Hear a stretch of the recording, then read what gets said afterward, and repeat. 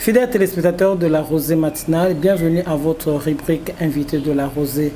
Invité de la Rosée, ça sera un peu spécial ce matin. Pourquoi? Parce que nous avons fouillé les bibliothèques, nous sommes allés tomber sur un livre qui nous a vraiment accroché. Beaucoup de gens ont l'habitude de dire Dieu m'a parlé, Dieu m'a parlé. C'est une question qu'on va se poser aujourd'hui. Est-ce que Dieu parle réellement? C'est par rapport à cette question que je fouillais les bibliothèques. Je suis allé tomber sur un livre écrit par Madame la révérende pasteur Godélie Wally. Elle nous dit Dieu parle, Dieu parle, Dieu parle. Voilà. Donc je fouille aussi dans la ville de Kinshasa. J'ai retrouvé le pasteur Godélie Wally. Je suis avec elle ce matin. Bonjour pasteur. Bonjour maman. Vous allez bien? Ça va bien, par la grâce du Seigneur. Ma première question est de savoir, est-ce que Dieu parle réellement? Oui, oui. Dieu parle. Il parle réellement. Puisqu'il a parlé et il m'a parlé. Wow. J'ai écouté. Wow. J'ai retenu Wow. ce qu'il voulait. Et c'est ce qui fait que moi aussi j'en parle. Wow, ça c'est intéressant. Madame Godélie vient de dire Dieu parle réellement. Maman, je trouvais votre livre dans l'une des bibliothèques à Kinshasa. Dieu parle. Dites-moi un peu, qu'est-ce qui vous a inspiré d'écrire cela? Vraiment, c'est bien cette réponse, cette question. Dieu parle. J'ai trouvé qu'il faut vraiment que je mette ça sur papier, que même sous forme de livre, pour que le peuple de Dieu sache. C'est vrai que nous disons des chrétiens, mais c'est que je me suis rendu compte, il y a une catégorie de personnes qui se disent chrétiens, mais qui reçoivent le message ne venant pas de Dieu, de notre Dieu, le Père de notre Seigneur et Sauveur Jésus-Christ. Pourquoi? Puisque si nous prenons l'exemple chez nous en Afrique,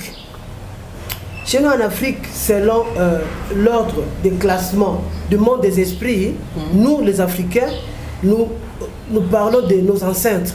Okay. Alors quand nos ancêtres nous précèdent, c'est eux-là qui communiquent les messages à ceux qui croient à ces classements-là. Mais nous, les chrétiens, c'est Dieu qui parle. Donc, il n'y a pas à confondre entre Dieu et les ancêtres. Dieu parle réellement. Et pour ceux qui croient à ces classements-là du monde des esprits, pour eux, ce sont les ancêtres qui parlent. Alors là, ça ne concerne pas les chrétiens. Voilà pourquoi je me suis vu dans cette obligation de mettre sur papier, de mettre en écrit ce que Dieu m'a dit. Donc voilà pourquoi vraiment l'objectif aussi de ce livre. Ok, Madame la révérende Wally dit que Dieu l'a parlé et vous avez mis ça sur papier. Dieu parle comment? Par de songes, par de rêves, voix audibles, je ne sais pas. Explique-nous comment Dieu parle. Oui, donc, ce que vous venez d'énumérer là, c'est la Bible qui nous dit, il parle tantôt d'une manière, tantôt d'une autre. Pendant que vous êtes en sommeil, dans un profond sommeil, il parle. Mais alors, quand il parle, si Dieu veut que ces messages soient vraiment révélés, que son peuple en bénéficie, quand il vous révèle des choses, ça reste. Donc ça reste en vous, même quand vous vous réveillez le matin, vous avez ce que vous avez vu la nuit, comme c'était le jour. C'est ce que Dieu aime. Comme ça, s'il a un message à communiquer à son peuple, il peut passer par qui il veut. C'est ce qu'il a fait, qu'il est passé aussi par moi. Donc Dieu a parlé et j'ai écrit ce que j'ai pu écrire. C'est dans les livres. Voilà. Ok. J'ai essayé de parcourir votre livre par curiosité, hein, bien sûr. J'ai trouvé quelque part, là où vous nous parlez du ministère de la femme. Oui. Est-ce que vous pouvez nous dire quelque chose là-dessus? Ben, j'ai essayé de griffonner quelque chose, puisque finalement, des choses qui se sont passées bien longtemps, les hommes d'aujourd'hui, les serviteurs, même les serviteurs de Dieu, continuent moi je peux appeler ça distraire la femme, puisque ce qui s'est passé à cette époque-là, c'est seulement lié aux préjugés de l'époque, à la barrière culturelle et sociale de la femme. Donc il n'y a rien qui était permanent. C'était juste temporaire. Quand nous citons Paul, quand il parle dans la lettre à Timothée, donc ce n'était pas quelque chose de définitif. Puisque finalement, quand nous voyons, quand Joël, le prophète Joël, qu'est-ce qu'il a dit? Vos filles et vos fils, ils auront. C'est ça, ils prophétiseront. C'est le Saint-Esprit. Okay. Et puis dans le livre des Actes, Pierre aussi a dit la même chose. Il dit, quand il a reçu des gens que le Seigneur demandait qu'il aille chez Corneille, il a dit quoi? Il fait exception de personne. Okay. Ni des races, ni des sexes. Alors, qu'est-ce qu'on peut dire? Est-ce que Pierre s'est trompé? Est-ce que Joël s'est trompé? Pour dire que la femme... Non, en fait, c'est autour de ça que j'essaie de dire, pour dire qu'en tout cas, l'homme, le monsieur ou le serviteur de Dieu qui dira que la femme ne peut pas faire quelque chose, cela veut dire il doit recourir au Saint-Esprit. Le Saint-Esprit, c'est le Saint-Esprit lui-même. Devant le Saint-Esprit, personne, homme ou femme, ne peut rien dire. Cela veut dire que c'est le Saint-Esprit qui agit. C'est le Saint-Esprit qui nous communique la volonté de Dieu. Devant Dieu, le Saint-Esprit nous communique ce que Dieu veut. Je me pose la question, dans un milieu où il y a des hommes, comme maintenant c'est à la mode, ils bombent, ils sont là restés bombés, ils prennent les ododos, et ils sont là, ils font rien, et il y a une femme qui est vraiment habitée, remplie du Saint-Esprit, qui amène le message de Dieu. Donc on ne peut pas écouter cette femme-là, puisque c'est une femme, et que les hommes-là, on l'attend jusqu'à ce qu'il quitte son état d'ivresse, mais dans l'entretemps. Voilà. Un peu. Donc la femme, remplie du Saint-Esprit, je dis bien, la femme remplie du Saint-Esprit, c'est pas n'importe qui, puisqu'il y a les femmes, puisque les femmes sont qualifiées, les femmes sont qualifiées par rapport à leur...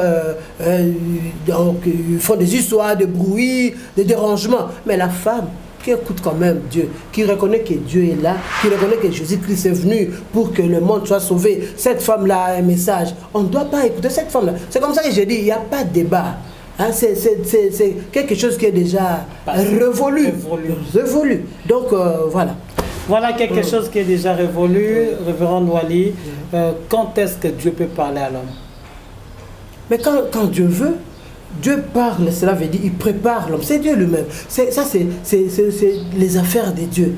Il veut il va t'utiliser. Il va t'approcher. Il va te mettre dans une disposition où tu dois l'écouter. Donc c'est Dieu qui décide. C'est comme ça que nous parlons de la volonté de Dieu. Quand il vous choisit, quand il veut vous parler, il le fait sans demander votre permission. C'est Dieu qui décide.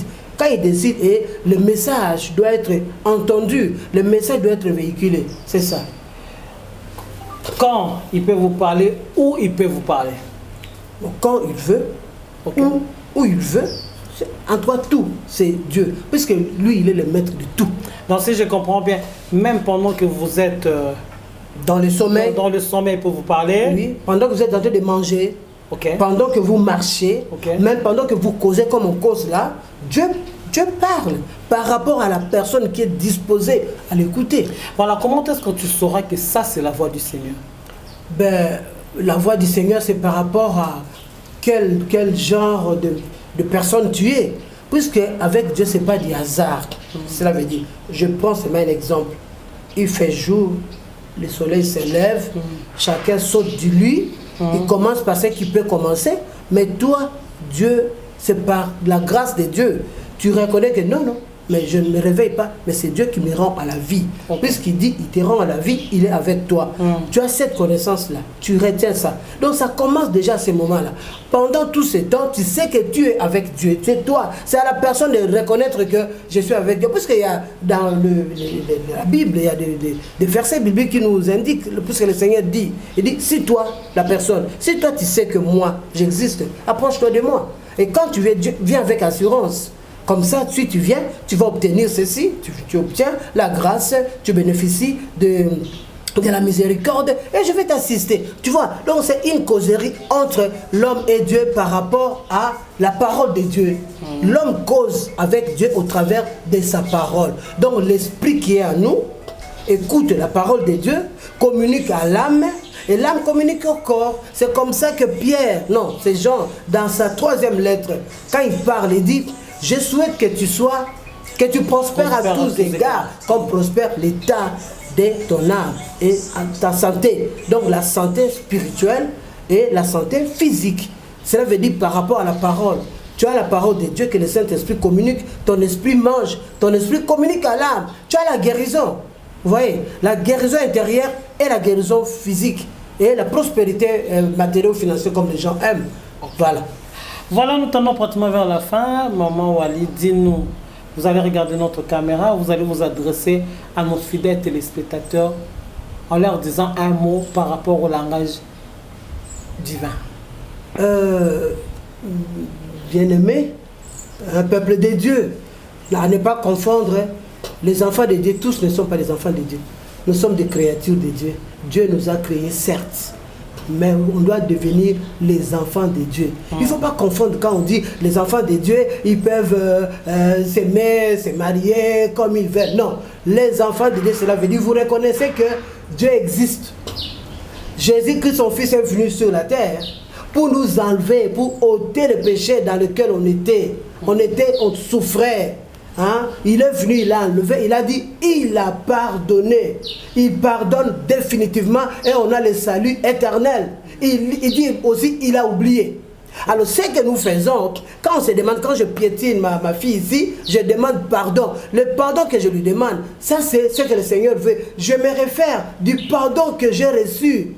Le pardon reçu gratuitement du Seigneur. Alors ça me rappelle, avec ma soeur, avec mon entourage, je dois à tout moment que ça ne va pas, je demande pardon. Mais je ne rentre plus demander pardon à Dieu ou à Jésus, puisque le travail que Jésus a fait, il a quitté son trône de gloire. Il est venu sur la terre pour me pardonner et il m'a enlevé dedans. Il dit, je le fais définitivement et tu as le salut éternel. C'est ça la paix qui me donne la santé physique, voilà, la guérison. Donc le pardon, automatiquement nous avons aussi la guérison. C'est ce qui nous fait souffrir. Le peuple de Dieu souffre, puisqu'ils ne comprennent pas le sens du pardon. Vous avez le pardon, vous avez reçu. Vous possédez le pardon, vous avez la guérison. Celui qui est continuellement avec le Seigneur, il a la guérison et il va aider aussi son prochain. Voilà. Vraiment, le message, c'est vrai que c'est pas, on n'a pas eu beaucoup de temps. Il y a beaucoup de choses à vous dire, mais au moins, retenez ça, le pardon et la guérison. C'est par ce mot-là que la révérende Wali clôture notre interview. Elle a bien accepté de nous recevoir chez elle à la maison pour qu'ensemble, qu'on puisse parler du langage divin. Elle a écrit cet ouvrage que moi, j'ai retrouvé par hasard, s'il faut le dire, dans l'une des bibliothèques de la ville province de Kinshasa. Laissez-moi vous dire que je l'ai lu et ça m'est allé droit au cœur. Merci beaucoup et à la prochaine.